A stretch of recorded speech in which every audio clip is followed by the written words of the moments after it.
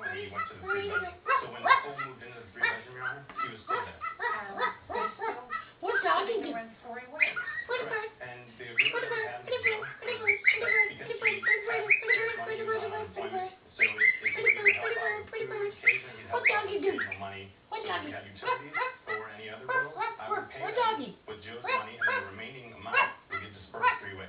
So far, you moved 2 people into an apartment. Bye-bye. It was supposed to be only 3 people. Bye-bye. Absolutely, and Your Honor, and Bye-bye. Nicole was knowledgeable about Joe at that time. Bye-bye. She was with him.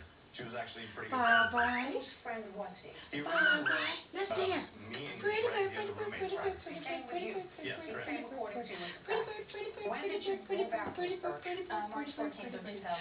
pretty Tell me bird, why. pretty bird, Well, pretty first bird, to start off, pretty bird, yes, there were too many people living in the house. At that point, Joe had moved out, but he lived there 8.5 months. I was not expecting